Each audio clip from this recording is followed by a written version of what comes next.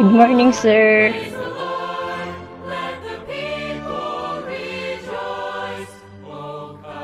Morning, Sheila.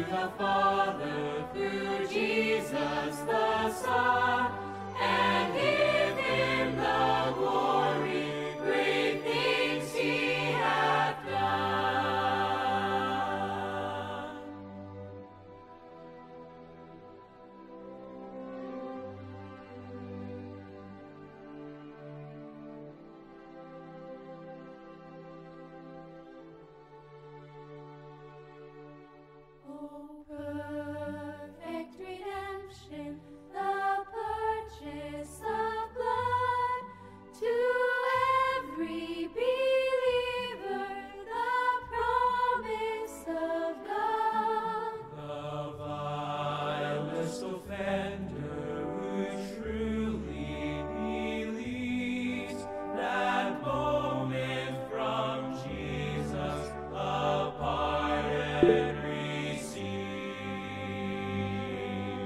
Praise the Lord, praise the Lord, let the earth hear his voice. Praise the Lord, let the people rejoice. Oh, come to the Father through Jesus the Son, and give him the glory, great things he hath done.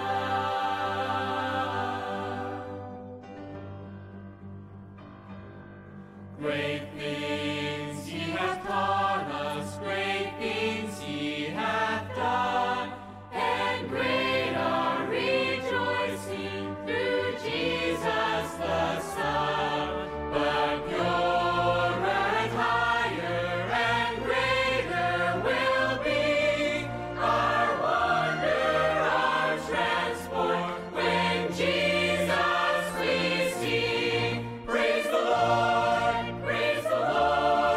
let the earth hear his voice. Praise the Lord, let the people rejoice. Oh, come to the Father through Jesus the Son, and give him the glory, great things he hath done. Oh, give him the glory, great things he hath done.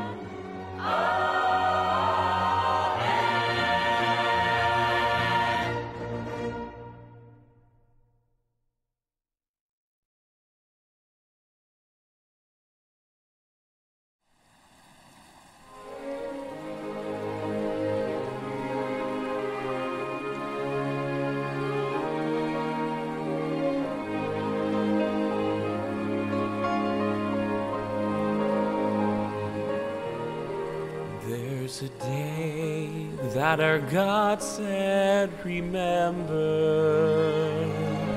a day he created and blessed. On this day he still calls us together. This day is for worship and rest.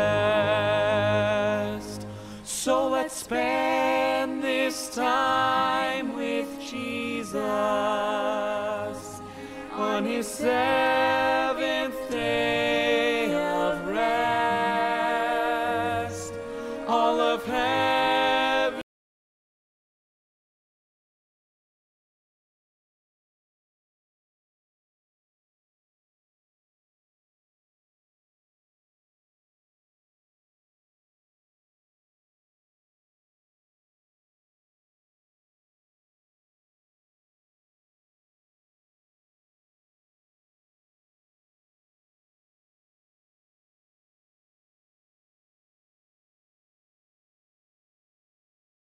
Good morning everyone. Ayan, at ngayong umagang ito ay another Wednesday morning. Ayan. At kanina nakikita kong nagbabatian si Sir Ariel at si Sheila. Biglang tumatakbo pala dito sa studio si Sheila. Akala namin nandoon siya sa sa kanilang tahanan. Yan. Happy New Year po sa lahat. Yan, ngayon ay January 1st at napakasaya ng naging pagtatapos ng taon, natapos ang taon na nag-i-sports fest ang mga Kristiyano.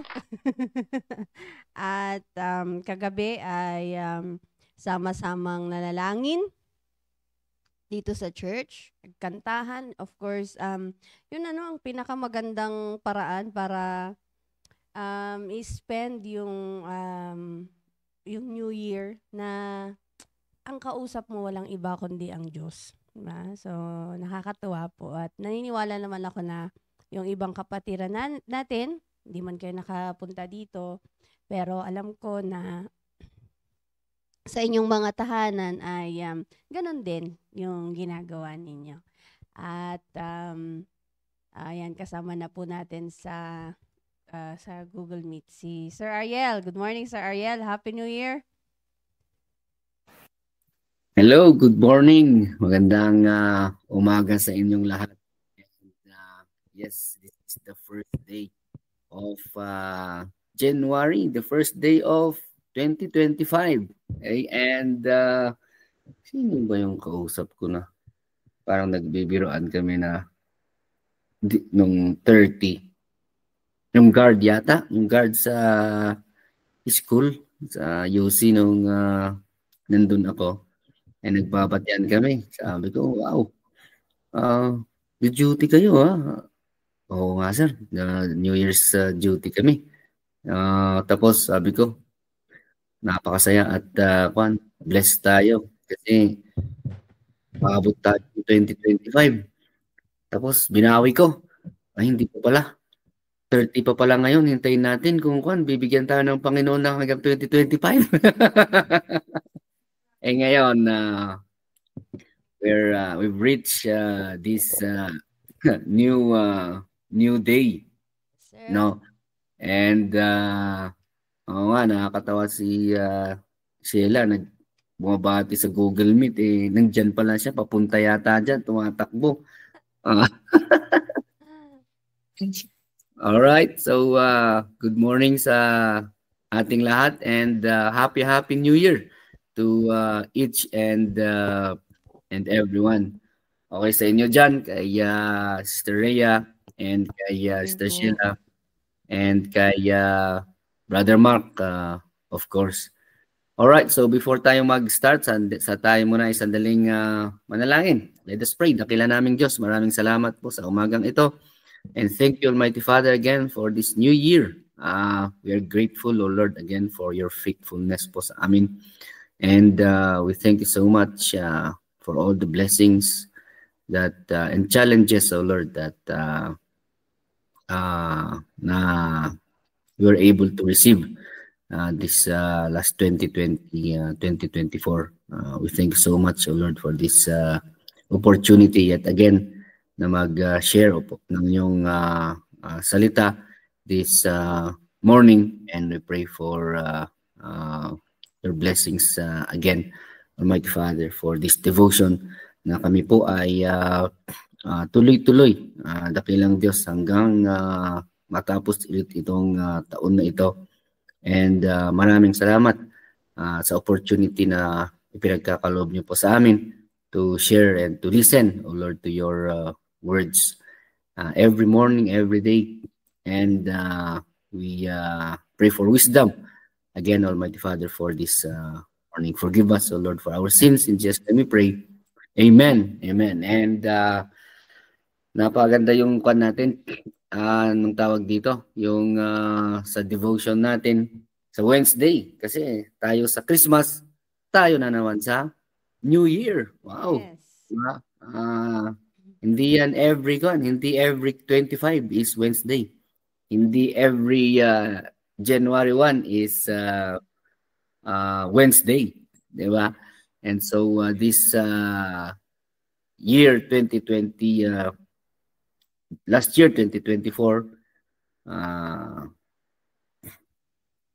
Wednesday is 25. And then ngayon na naman, tayo ang magsisimula ng year 2025. So magandang umaga sa ating mga nasa Facebook Live. Okay, so una-una is si Ma'am Emilia. Good morning, Ma'am, sa inyo dyan. And New Year din ba sa inyo, Ma'am? Or nauna po kami sa inyo? And si Ma'am Joyce, good morning po. Ayan, sabi ni Ma'am Emilia, puyat ata mga tao. O yata, Ma'am. And Ma'am G. Abad Arong, yes, good morning. Good morning po, Ma'am, sa inyo. And to Sir Digno Velasquez, magandang umaga po, sir. Alright, and ayan, nandyan si Ma'am Gina. Tune in. Good morning po sa inyo dyan, Ma'am. Alright, so ayan, as I nabasa mo ba, Ma'am Cherry, yung topic natin ngayong umaga? Yes, sir. Okay. Bago ako matulog nung pagkatapos ng prayer. Okay. Kasi Wala. nagtatanong din si Ma'am Cherry. Actually, nandyan siya eh. Pero Hmm. hindi ko alam. Hindi yata nakabangon. Sabi niya, ang topic, Ay, ano oo topic nga, no? natin bukas? Diyan yata sila natulog eh. Opo. Oo. Anyway, baka habol siya mamaya. Si sabi ni Ma'am Emilia, wala po New Year. Ay, wala daw New Year dun. Ay, anong meron dyan, Ma'am? Hindi sila nag-New Year. Pero alam ko alas 12 din nila ngayon eh. Ganitong oras. Ay, oo nga, no? Oo. Parang 1, something like that eh. Kung nagdi-devotion tayo, ay mag-aalas 12 doon kina Ma'am Emilia. Alright, so ayan, sabi ni Ma'am Cherry kanina, no? That yes, we are blessed again this new year, and napakaganda mga kapatid, no, that like hindi kami nakapunta talaga ng kagabihan. Wala akong ginawa nung nag-prepare ako ng pag-uwi namin after naghatid. Then gumawa ng devotion. Ayan, nag-meditate ulit. Then nag-talk to God, no, about our plans, about how He is good this 2024, and 2025 comes. We are ready, no? Kasi ngayon is 1, bukas trabaho na naman.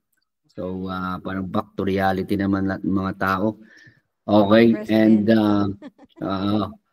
12-13 daw doon kina Ma'am Emilia pala ngayon, 12-13. So New Year na nila. Okay, so dito tayo sa Lamentations. Okay, so for this morning is let us talk about God's faithfulness, no, sa atin. Sabi niya dito is, actually yung title niya doon sa mag-i-start sa 19.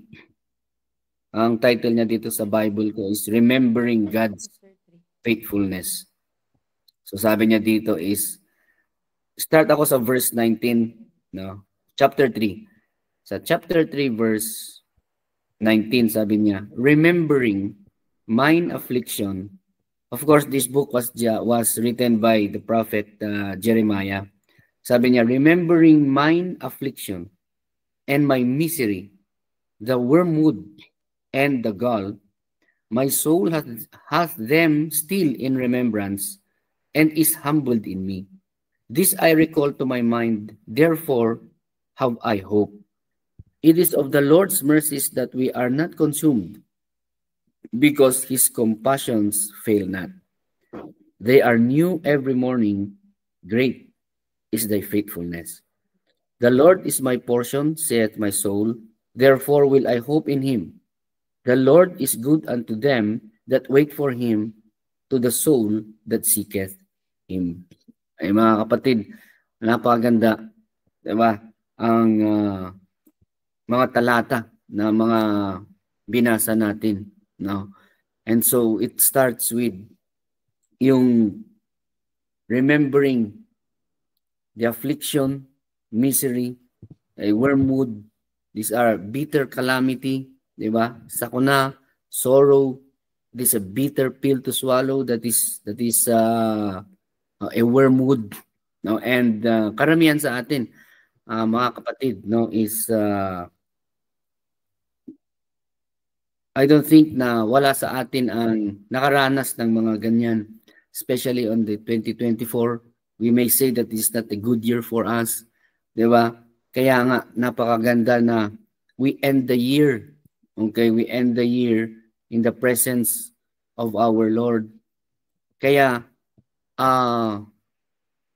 nung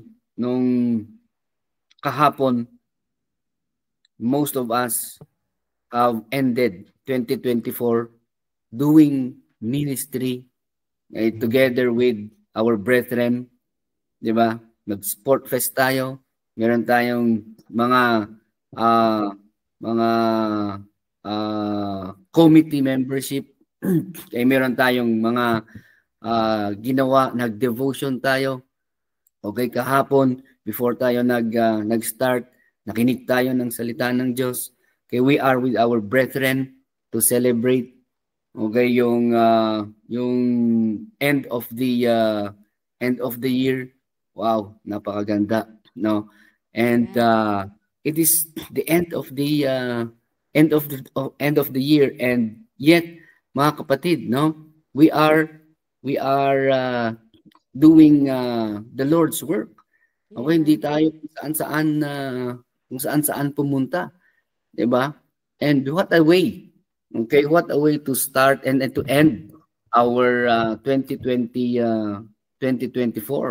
Kaya nung yun yung isang I look forward sa totoo lang sa church natin, no? That at the end of the year, meron tayong mga laro na ganyan. Hindi lang yung sport fest tayo kasi before tayo mag-sport fest, meron tayong devotion. Okay? And then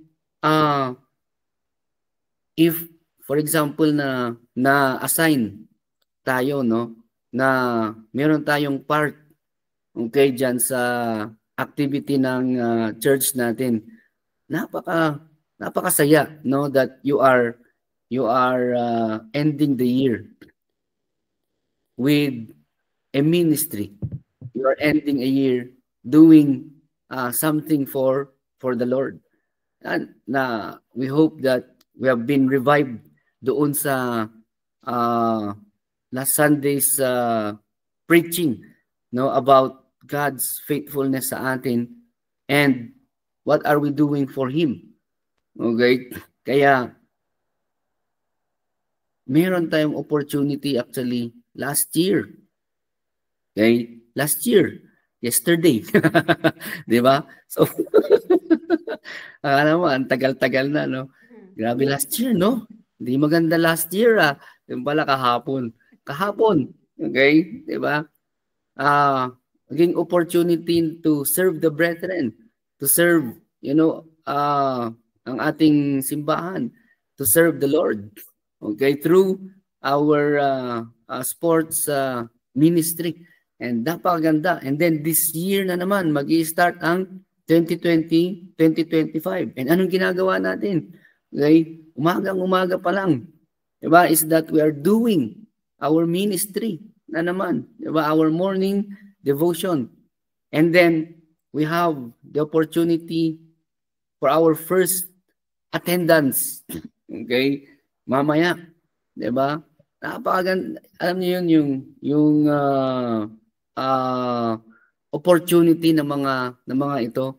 Kaya actually sa totoo lang is that ang pinaka-excited ako na attendan. Of course, excited naman dapat tayong mag-attend sa lahat ng services. Pero yung pinaka-peak ng excitement ko is every new year. Okay? Every new year, napakaganda na magtawag dito. I'm really excited to and hindi ko alam. Parang nasa isip ko is that I'll start talaga the new year with listening and hearing the word of God. Kaya siguro yun yung isang pinaka kung ano bakit personally ako excited talaga ako sa New Year's service Amen. natin.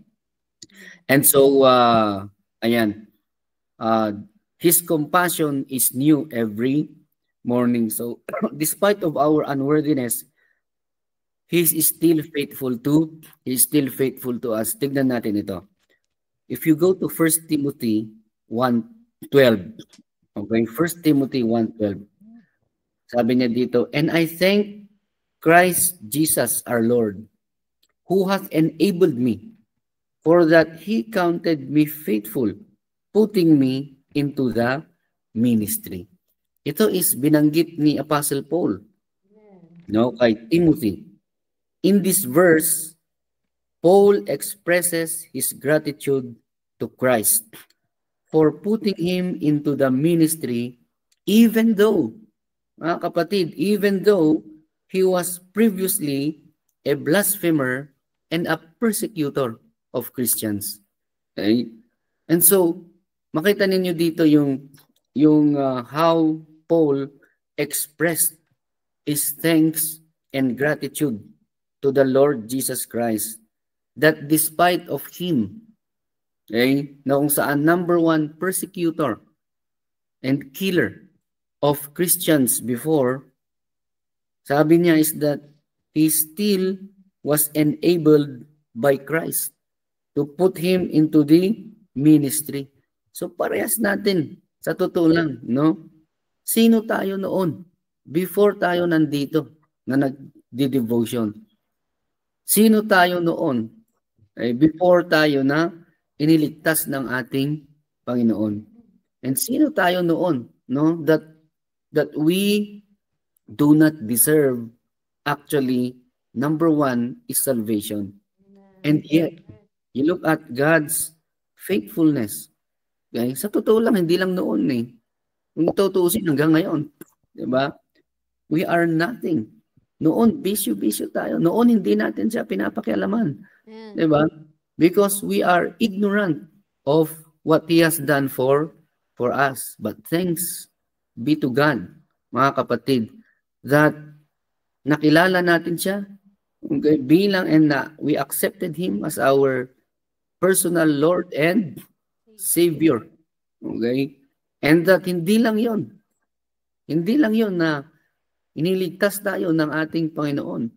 Right now is that we are being used. You look at how faithful, mga kapatid, okay, ang ating Amen. Panginoon sa atin. But because of His mercies, compassion, and faithfulness, okay, He still gave us not only the chance, mga kapatid, to go to heaven and have eternal life, but the chance to serve Him. Okay? Putting us into our respective ministries. Diba? Wow. Napakabuti talaga ng ating Panginoon, mga kapatid, no? That even of this unworthiness, and yet we see how faithful He is to us. Na hindi lang tayo iniligtas, pero binigyan tayo ng pagkakataon in order for us to be able to serve Him. Enabling us. And totoo po yun, mga kapatid, no? It is not, we are nothing. Totoo lang. It is not our intellect. It is not because of our own na ginagawa, but because Jesus Christ has enabled us. Okay, that is why we could be able to have this ministry. Palagi nating nakukuhan yan. Palagi nating naririnig yan. Okay, sa ating pastor. Na kung saan, it is not, hindi yung tayo, no? Isip natin, whatever, wisdom natin, physical strength natin. No. It is only by the grace of God that we are being enabled by Him. Okay? Na nagagawa natin itong mga ministry natin. Sabi niya is that it is new every morning.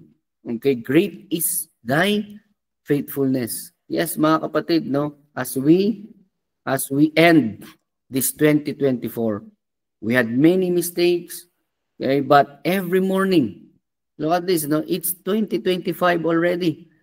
His compassion every morning, His compassion and mercies and grace sa atin is new. Okay? Every morning mga kapatid, 'di ba? Mistake tayo. May mistake tayo last year, yesterday, whatever, and then tingnan ninyo the mere fact na nakagising tayo ng umaga this 2020 January 1, 2025. That is His compassion. That is His grace, that is His mercy. Okay, sa atin. And so, we press on this 2020, 2025. Ay, sabi nga dito sa Philippians, ay, very familiar verse sa atin ito. Philippians 3 verse 13. Okay. Nung sabi niya, Brethren, I count not myself to have apprehended, but this one thing I do, forgetting those things which are behind, and reaching forth unto those things which are before. I press toward the mark, okay, for the prize of the high calling of God in Jesus Christ. Mga kapatid, this 2025, let us press on. Okay? Alam niyo, ang grupo namin, Ma'am Cherry, may have ended, okay, last place sa 2024 Sport Fest natin. Okay? But, tignan niyo yung devotion natin kahapon. We rejoice in the Lord always. Okay? Because we ended the year doing ministry and being together with our brethren. Okay? We enjoyed the Sport Fest and enough blessing for us. Diba? Napakasaya, no? Kaya ang ganda ng ganda ng devotion natin din kahapon. Rejoice in the Lord. Okay? Always. Diba? Rejoice in the Lord always. And again, I say, rejoice. Diba? Yan ang napakaganda. Alright? So, kami, sa totoo lang, di ko alam kay Ma'am Cherry.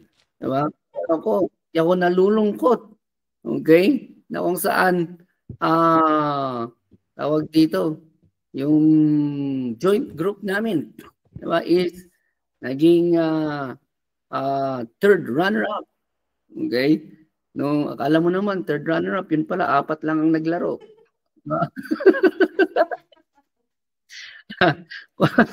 Kung tutusin mo tawag dito, last pala. Akala mo, third runner-up, second runner-up, first runner-up. Akala mo naman pa, 50 ang naglaro Okay?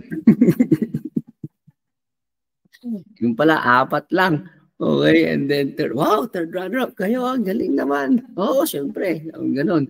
At least naka-place kayo. Sabi na mga hindi nakakaalam, no? Oo naman, third place. Kahit kanyan, fourth pa rin kami. Di ba? Ilan ba kayong naglaro? 4 din.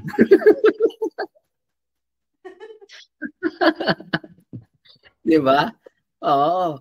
Kanya lang ay nako, it's the joy, kapatid, no, of being with our brethren and then enjoying the last day of the year. Napakaganda, no? Papagod man tayo, sa totoo lang. Pag-uwi namin din kay Sister Apple, talagang yan lang sabi ko, naku, kami ang magde-devotion bukas.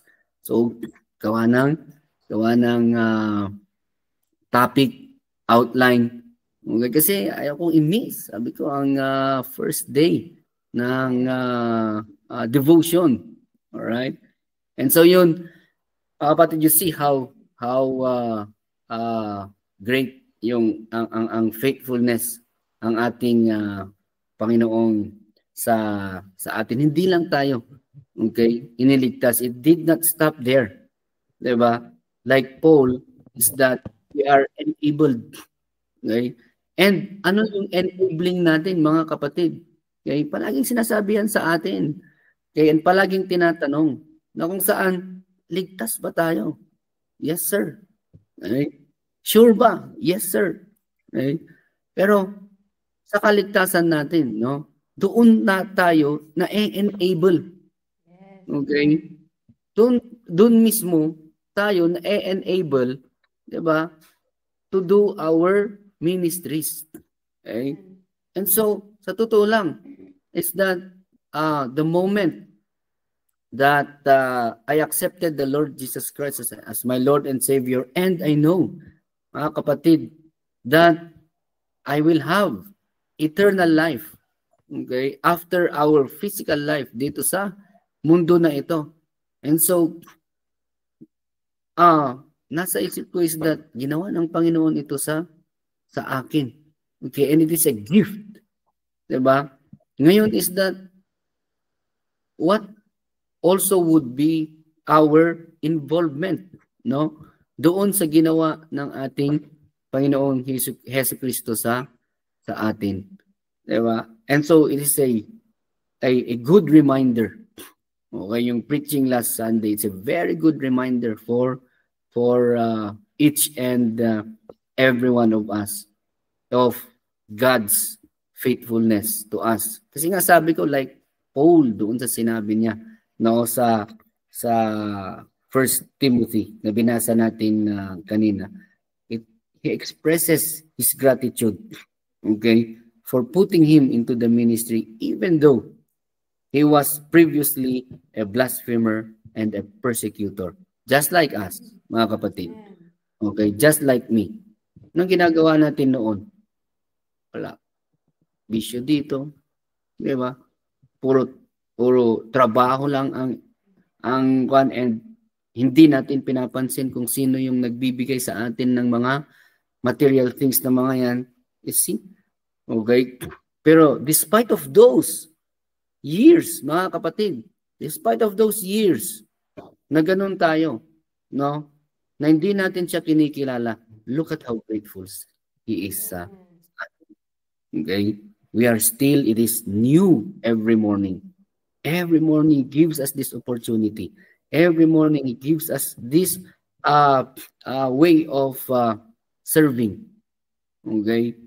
All right. So ngayong umaga is hanggang doon lang po muna ako, and I know is meron ding i-share yung mga kasama po natin sa studio. All right. So sa inyo, Ma'am Cherry. Amen. At thank you, Sir Ariel, sa pag-i-introduce na yan. Kasi talagang ngayon, very timely yung ating topic na the faithfulness of God. Kasi muli nating sinasariwa yung mga nakaraan, kung papaano tayo blines ng Panginoon, ano yung trinabaho niya sa buhay natin. At totoo yun na tayo na dumaan sa worldly na pamumuhay, no, ay talagang ako mismo very thankful talaga ako na inalis talaga ako ng Panginoon sa ganong kalagayan.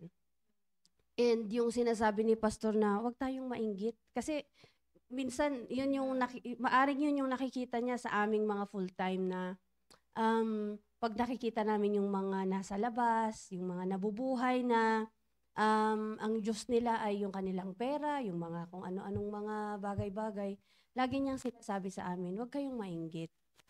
At ako yun ang isang bagay na pinagpapasalamat ko na kumbaga napagdaanan ko na kasi alam ko na yung darkness na meron behind yung glamour na nakikita ng tao, no? So talagang ako wala na talagang inggit.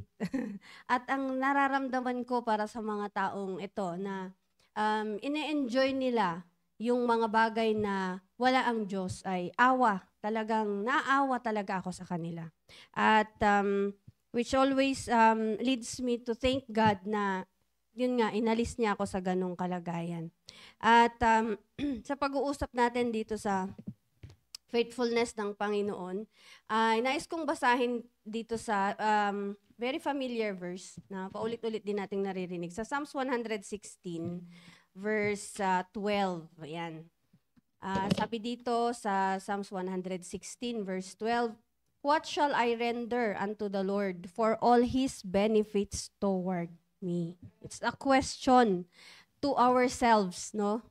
Isang magandang gawin ngayong New Year na ito is to assess, no? Yung ano naman ang kaya kong gawin. Kagaya ng sabi ni Sir Ariel kanina, now that you are saved, ginawa lahat ng Panginoon yung pagpapakita niya ng pagmamahal niya sa'yo. Ngayon, ano naman yung gagawin natin? 'Di ba? It's a great question. Napakagandang tanong ito para sa atin. At ang naniniwala ako na ang sinasabi dito ng psalmist, nung sinabi niya na for all His benefits toward me is the faithfulness of God. What shall I render unto the Lord for all His faithfulness? 'Di ba? Sa buhay ko. And kung pag-uusapan kasi natin yung faithfulness, nung trinay kong tignan kung anong ibig sabihin, it means steadfast in affection or allegiance. Yan. Ibig sabihin yung loyalty. Pag sinabing loyal, kahit sino man ang sumira dyan, hindi ka matitinag. Di ba? Siya lang yung siya lang yung siya lang yung kadikit mo, ganyan. Hindi siya, walang kahit sinong pwedeng sumira sa kanya. Firm in adherence to promises of or in observance of duty. Ibig sabihin, pagka faithful ka, ay ano man yung duty mo, you are firm. Talagang trabaho mo. Ganun po yung Panginoon sa atin. Kaya nga 'di ba, sabi nga natin na tulog na tayo or nagpapahinga na tayo or we are already having fun and yet yung Diyos nagtatrabaho pa sa buhay natin, 'di ba? Hindi siya nagpapahinga because He is firm in adhering to His duty na bantayan tayo. Pero on the other hand, alam natin na yung Diyos ay hindi naman talaga niya dapat duty na bantayan tayo or anuhin tayo. We don't deserve all those things. And yet, ganun kasi siya eh. He is faithful. So, ganun yung kanyang pagtatrabaho sa atin. And last is yung given with strong assurance. Na pagkat tayo ay nag-cling sa Panginoon, pag siya yung ginawa nating sandigan, meron tayong assurance na hindi niya tayo pababayaan. Hindi niya tayo iiwan sa ere. Diba? So, ganun po ka-faithful ang Panginoon. So, ngayon naman, what shall we render unto the Lord? Pero kung pag-uusapan ang faithfulness ng Panginoon, kasi I was reading the book of Deuteronomy. No? So, siguro magandang i-share ko din ito sa inyo. Dito sa Deuteronomy chapter 7. Ito kasi yung time na, of course, nagbibigay na ng batas. At pangalawang beses na po itong Book of Deuteronomy na inulit yung batas na para sa mga Israelita. Dahil they are going to the promised land, so may mga kailangan silang gawin. At pag nandoon na kayo, sabi ng Panginoon, ito yung mga gagawin ninyo. So dito sa Book of Deuteronomy, chapter 7, kung magsisimula tayo dito sa verse 7, ayun, sabi niya, kasi doon sa verse 6, doon sinabi na they are the chosen people of God. Sige, so, simulan ko na lang po doon. Hanggang verse 9 po yung babasahin ko. Sabi dito, "For thou art an holy people unto the Lord thy God. The Lord thy God hath chosen thee to be a special people unto himself above all people that are upon the face of the earth." So, dito po natin mababasa, maaaring sinasabi natin, bakit ba sila chosen people? Let's see kung bakit. "The Lord did not set His love upon you, nor choose you, because you were more in number than any people. For you were the fewest of all people." Sila pala yung pinakakaunti. The few, sir. The few, the proud. Kung going back doon sa ating team. At sa verse 8, sabi dito, but because the Lord loved you, and because He would keep the oath which He had sworn unto your fathers, hath the Lord brought you out with a mighty hand, and redeemed you out of the house of bondmen, from the hand of Pharaoh, king of Egypt. And then verse 9, know therefore that the Lord thy God, He is God, the faithful God, which keepeth covenant and mercy with them that love Him, and keep His commandments to 1,000 generations. Diba? So, makita po natin dito, after kung sisimulan po kasi natin sa verse 1, instruction po ito ng Panginoon, ganito gagawin nyo, ganito gagawin nyo. At sinabi nga niya na kasi kayo yung chosen people. Ang pinakamaganda dito ay ang Israel or yung nation ng Israel, yung mga tao po, hindi sila powerful, hindi sila yung wealthiest among sa iba't ibang nations. Hindi sila yung, sabi nga dito ay more in number, but they are the fewest. And yet, makikita natin dito yung love na siyang naging dahilan kung bakit pinili niya yung mga Israelita. Actually, nung binabasa ko ito, naiiyak ako eh. Sabi ko, Lord, thank you kasi kung ilalagay ko yung sarili ko sa kalagayan ng mga Israelita, sino naman ako, di ba? Para pansinin ng Panginoon, mula doon sa kalagayan ko noon, na hindi lang ako hindi lang ako basta walang pakialam sa Diyos, kundi ako yung tao na mayabang po ako.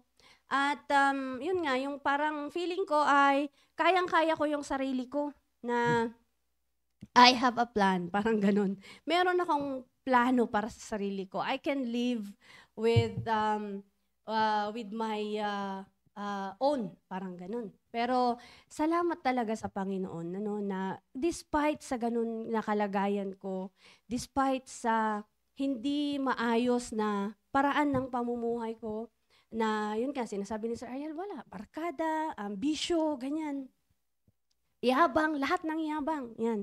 Naipon na siguro lahat sa akin. And yet, sabi ng Panginoon, ay minahal niya ako. At dahil doon, niligtas niya ako at ngayon ay, sabi nga ni Sir Ariel, ang pinakamagandang part doon, yung ginagamit ka ng Panginoon. 'Di ba? At ako talagang, malaking bagay na ipinagpapasalamat ko sa Panginoon.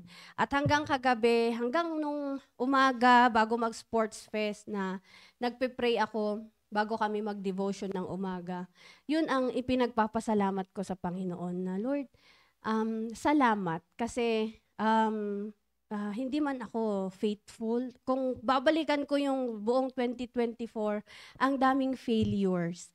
Ang daming, kung dun sa listahan ko sa goal, ang dami kong nailista doon na siguro hindi ko pa nakalahati ng na-achieve ayon doon sa aking nalista na goal. And along the way, ang dami talagang mga failures. And yet, He remained faithful. Hanggang sa last day kahapon ng 2024, He was faithful. At hindi mo talaga mapigilang umiyak. Sabi nga ni Pastor RJ, hindi naman tayo emotional. Pero pagdating talaga sa Panginoon, every time na sasariwain natin yung faithfulness niya sa buhay natin, hindi pwedeng hindi ka mapaiyak eh. 'Di ba? Kaya nga alam niyo po, maraming pagkakataon ako pag nagso-soul winning, minsan pinipigilan ko na lang yung sarili ko, pero maraming pagkakataon na every time na sinasabi ko yung ginawa ng Panginoon sa atin, naiiyak talaga ako na sasariwain ko na naman ganun yung kabutihan, ganun yung faithfulness ng Diyos sa buhay ko. And lalong-lalo na pag nakita ko na yung sinesharan ko na nag-pray, na hindi mo inaasahan kung ano yung maging reaction niya sa'yo bago mo i-approach, di ba? And yet, sumunod siya sa panalangin, tinanggap niya ang Panginoong Jesus. Wow, napakagandang tanawin po yun na makita na isang sinner na naman yung nagrepent. At ikaw yung ginamit ng Panginoon. So, lahat yun talagang ipinagpapasalamat ko po yun sa Diyos na yung faithfulness niya, He never fails. Yung Lamentations talagang ako mismo can testify na I have experienced the faithfulness of God every morning. New talaga. Bakit? Kasi kahapon may mga failures ka eh. Ngayon, wow, meron na namang bagong ipapakita ang Diyos sa buhay ko. Kaya nga, hindi nawawala sa panalangin ko tuwing umaga yung salamat for another chance to serve you, to enjoy your blessings, yan, to be a blessing to others. Talagang yan yung mga bagay na sinasabi ko sa Panginoon every time na imumulat ko yung aking mga mata at alam ko na ngayong maghapon na ito ay marami na namang ipapakita ang Diyos sa akin. Kaya ngayon ay ano naman yung what's the answer to our question? What shall I render unto the Lord for all His benefits toward me? Na nakita na natin na hindi siya nang sisino ng tao, 'di ba? Hindi niya ibig sabihin, He is not a respecter of any person na ano ka man, sino ka man, kahit ikaw si Cherry na pinaka the chief of all sinners, parang si Paul. Masasabi ko rin po yan sa sarili ko na I am in that kind of situation. And yet, yung faithfulness ng Panginoon ay hindi niya ipinagkait sa akin. So ano naman ang kailangan natin gawin? Sa Hebrews chapter 10, verse 23. Yan. Which is sa akin na bilang isang nakatanggap ng pagpapala ng Panginoon, ng pag-ibig ng Panginoon, ito yung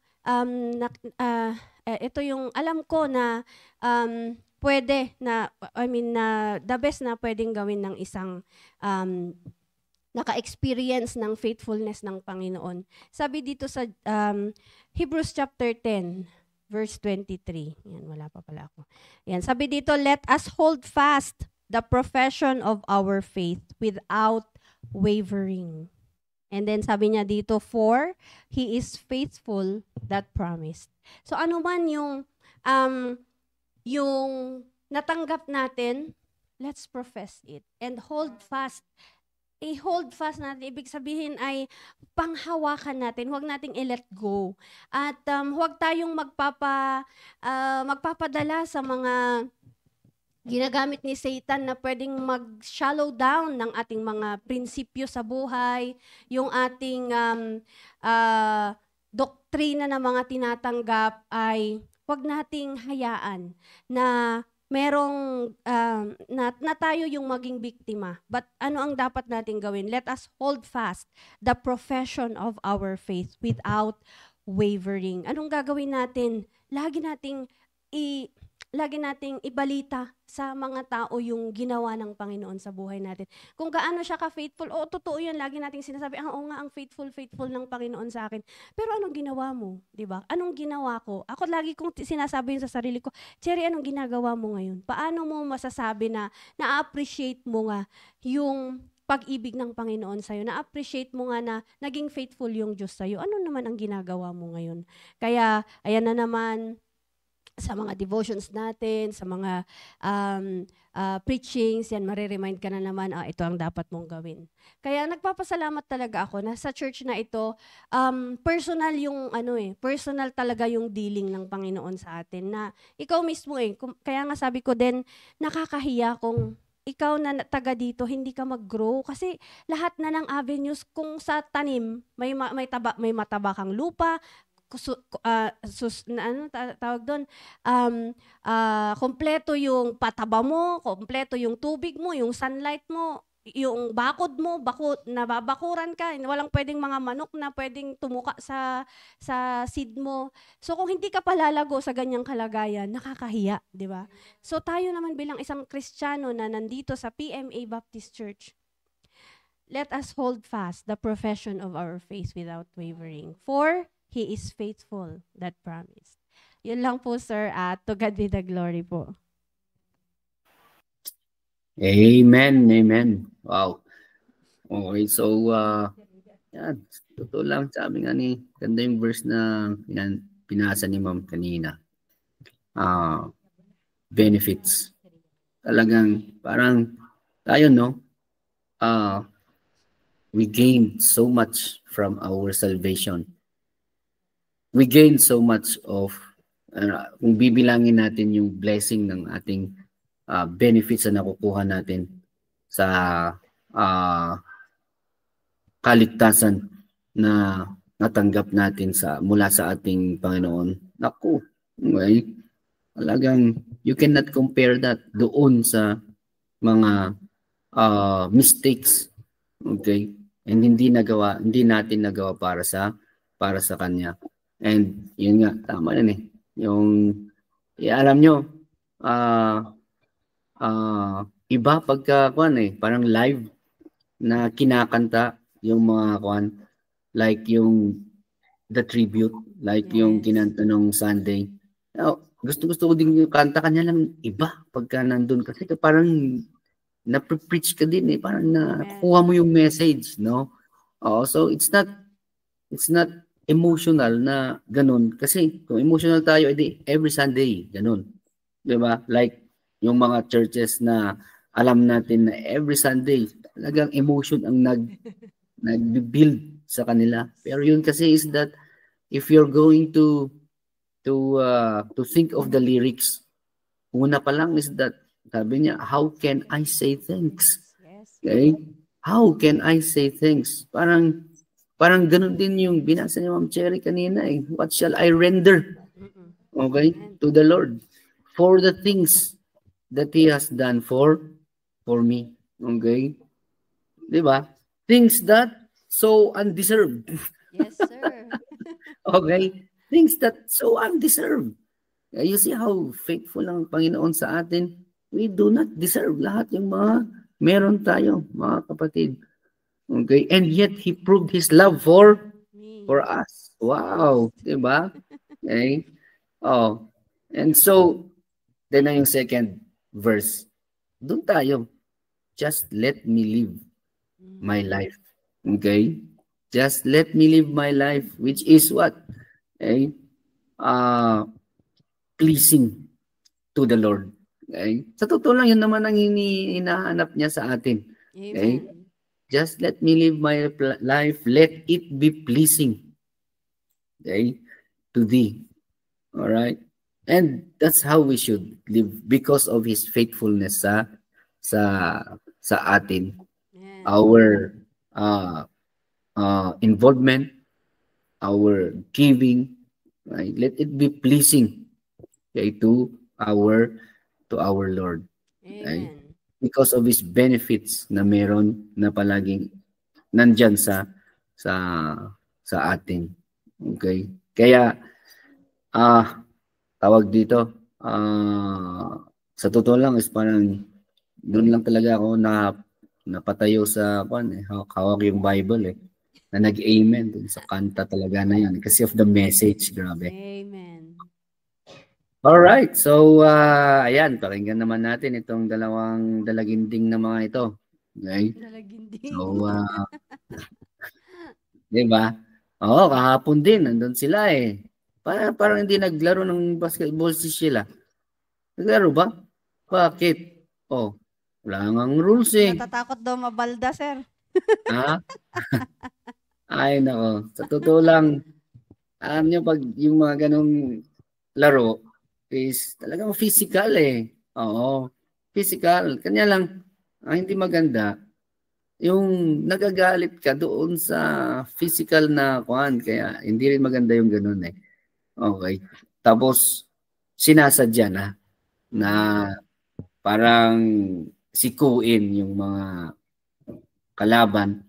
Ang nakakatawa, yung mga sa babae, sila mismo magkakasama, ginagwardyahan nila yung kasama nila.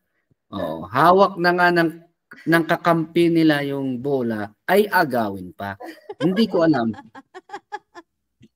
Next time yata ang sasabihin sa kanila, magkakampi kayo ha. Oo. Okay. Akala yata nila individual ang scoring eh. Kaya kahit anong sigaw ni pastor, ipasa!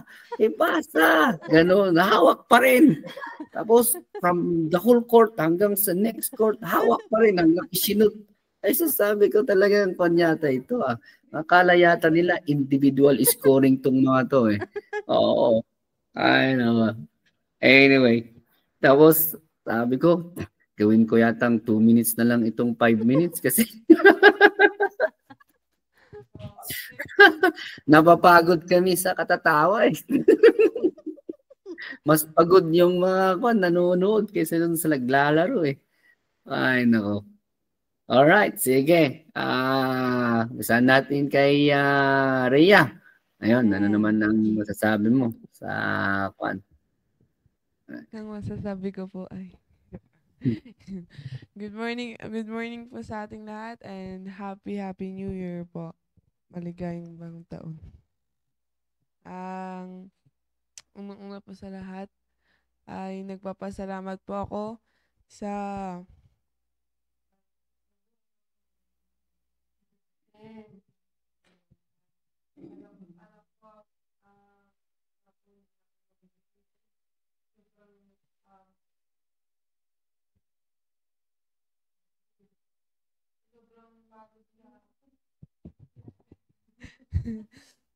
sobrang pagod sa paglalaro, lalo na nung basketball.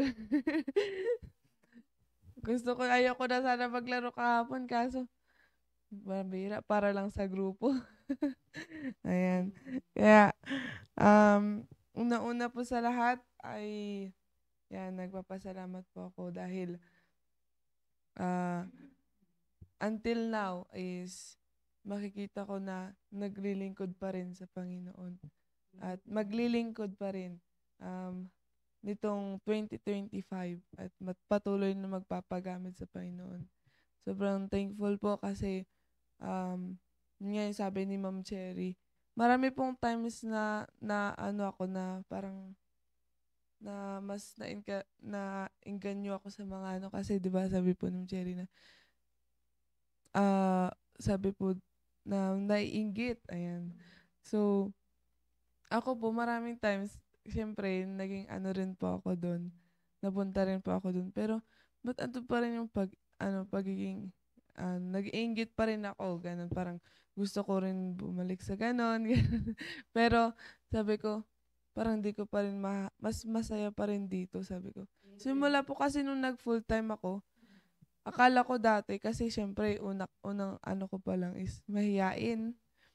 So tapos nung hanggang sa nahubog nahubog yung nagkaroon pa ako ng confidence then patuloy ko pong pinagpipray na maging blessing, magkaroon ng fellowship sa mga full-time ko po dito. Then, yun, na nangyari. Napakaganda kahit na pag minsan nandun yung mga struggles in life. Grabe. Ayan. Sa kanila sila yung ginamit ng Panginoon para maalis yung problema, 'di ba po? Kasi andyan palagi yung moments namin na mag-fellowship together with our pastor. Kaya Amen. sobrang thankful po itong 2024 yung para sa akin yung pinaka-the best na taon kasi dito nahubog yung faith ko, then mas naging kagamit-gamit. Hindi ko man masabi na worth ako sa Panginoon, pero mas nagpagamit ako sa Panginoon at hindi sa mundo. Kaya nagpapasalamat po ako yun nga po sa kanta na my Redeemer is faithful and true. Kaya isa rin po yun na naging motivation ko. Kaya sabi ko, sobrang thankful at thankful po ako dahil answered prayer na nakasama ang family. Not all, but andyan yung presensya po ng family ko para sa akin. Kaya Amen. nagpapasalamat po ako. And then si tita din po na andyan po na gustong-gusto ni Pastor din na ka-fellowship kasi alam niyo po na lumaki din po sa kalooban ng Panginoon. Kaya Amen. nagpapasalamat po ako at gusto ko pong maging goal din this year or vision na lahat ng mga hindi ko nagampanan or nakamit kailangan gawin or dapat na mas mag-involve pa po sa gawain at mas mag-grow. Ayan. So, thank you po. To God be the glory. Amen. Amen, amen. Oo nga, at least, wow, nakapunta si kuya niya or si ading niya sa church, no? And ayun, nakipag sport fest. And at least nakita niya, no, yung gawain talaga ng Panginoon doon sa church natin, and we continue to pray. Yan ang, alam niyo yung, hindi ko alam yung di naman natin na feel yung saya ni si Rhea na kasama niya yung family, no? And sa totoo lang is hindi man buo, but at least nandyan yung mga kapatid niya, kita nila. Amen. And yet you know, yung joy na doon niya kasama, 'di ba? Hindi doon sa kung ano-anong mga party or whatever, inuman na meron diyan. Okay? And ayan, sige. Kay Sheila, anong linaro mo kahapon, Sheila? Anong laro mo? Audience daw, sir. Nakapon lang. Cheering squad. Baka hindi ka pa nag-cheer. Dapat pala ikaw meron yung ano yun, yung pompons na go. Ganon ka doon, di ba? Okay, sige. Good morning po sa ating lahat and happy New Year. Sa akin naman po is yung kahapon gusto ko sanang sumali sa basketball, kaso nung simula pa lang parang natakot na ako. Kasi agawan ng bola, ano ba to? Laro ng basketball or agawad? Kaya alain din na ako sumali. Sa akin naman po is yung faithful po ng Panginoon sa akin is yung nandito po ako sa church. Amen. Kasi nung doon sa amin, ano talaga, iba-iba talaga doon kaysa dito. Kaya nagpapasalamat po ako sa Panginoon na pinunta ko dito sa tamang church, dito sa PMA Baptist Church, at nagpapasalamat din ako sa kapatid ko kasi kung di dahil din sa kanya is wala kami dito na magkakapatid. At then yung sa din sa salvation din po na natanggap ko, kahit ngayon parang konti sa pagsusulwining ko is parang hindi na ako masyadong nakakasulwining kasi dahil sa work, pero nagpapasalamat pa rin ako kasi nandun yung tawag dito. Nagpatuloy pa rin ako sa gawain po ng Panginoon. Amen. At answer prayer din ako kasi doon sa tinatrabahoan ko po is parang pumayag po sila na kahit sa linggo makasimba ako, hindi ko masasagasaan yung linggo at kasi yun yung importante, yung sa linggo, yung makapagpakinig po tayo ng salita ng Diyos. Amen. Kasi at din sa din yung sa family ko din, yung kahapon, sabi ko kay Ria na, kahapon ba yun? Yung kahapon is sabi ko, sabi rin, parang nainggit ako kasi Kompleto yung family niya.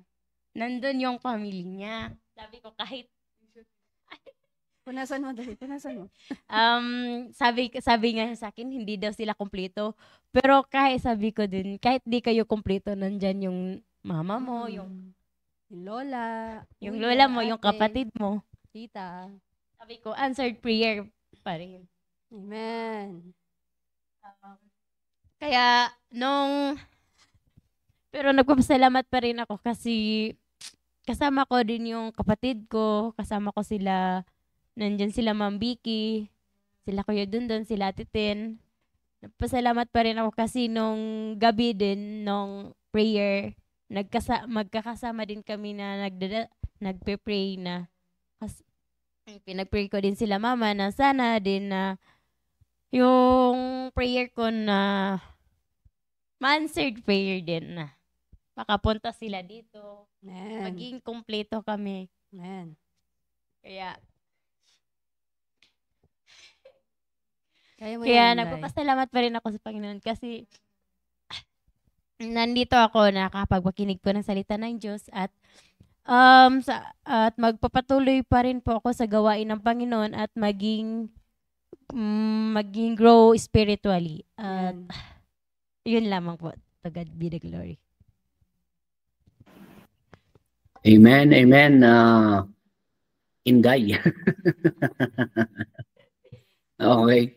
Maganda yan yung isip natin na, hindi dapat nagiging hadlang yung mga other things, work, mga ganyan, para attend tayo ng church and gumawa pa rin, no?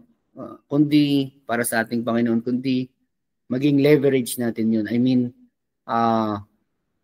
pwede natin gamitin yan. Sa totoo lang. Okay? Still for our ministry. Alright. So, nag-extend man tayo, pero New Year naman. Di ba? Oo. Tsaka, medyo late naman tayong nag-start kanina. Okay. And, sino hindi natin nabati? Si Ma'am Beth. Good morning, Ma'am Beth. Good morning po. And Ma'am Joyce. Ma'am Krisha. Myra. Ma'am Myra, good morning. Ma'am Nelda. Bore, good morning. And of Sir course, ang ating mahal na Salvador. pastor. Good morning, sir. Sir Asierto. Ayan. Morning, sir, dyan sa inyo. Hindi nakauwi si Sir Asierto pala sa Philippines. Happy New Year, sir. Happy New Year, sir. Then, Ma'am Vicky, good morning po. Sir Salvador Bore. Ma'am Teresa, good morning. All right. Nice. So, okay na. Good morning and see you. See you later. Yes, sir. Kita-kita tayo mamaya. Wala na kayong kasama dyan? Sir Mark lang. Sir Mark lang po. Okay. All right. Sige. We hope this morning is na-bless ulit tayo sa ating mga narinig. Tayo manalangin. Let's pray. Dakilang Diyos, maraming salamat ulit sa umagang ito. Yes, Almighty Father, thank you so much for your faithfulness po sa amin. And we thank you so much for this brand new morning. At hindi lang po brand new morning, a brand new year. As we welcome 2025, Almighty Father, we pray na sa inyo pa rin ang aming focus, dakilang Diyos. How you have been faithful to us for the past years, O Lord. And yes, as we start this year, is ikaw pa rin ang unahin namin, aming dakilang Diyos. Maraming salamat sa mga benefits na aming natatanggap because of our salvation and because, O Lord, of your faithfulness sa atin. Hindi namin makalimutan, O Lord, to continue to render things for you also. Bigyan niyo kami ng kalakasan and wisdom, O Lord, enabling us this year, O Lord, for our respective na mga ministers. We thank you sa opportunity po na ito. And we pray for safety as we travel, O Lord, mga kapatiran din, puntang church this morning. At maraming salamat sa pagkakataon na sa unang araw ng 2025 na ito is wala kaming ibang mapapakinggan, unang mapapakinggan kung hindi ang inyong salita. Give wisdom, O Lord, sa aming mga pastor for this morning's service also. Forgive us, O Lord, for our sins. In Jesus' name we pray. Amen. Good morning sa inyo and happy New Year. Happy See New you Year, later. everyone. Okay. Bye-bye. Thank you po.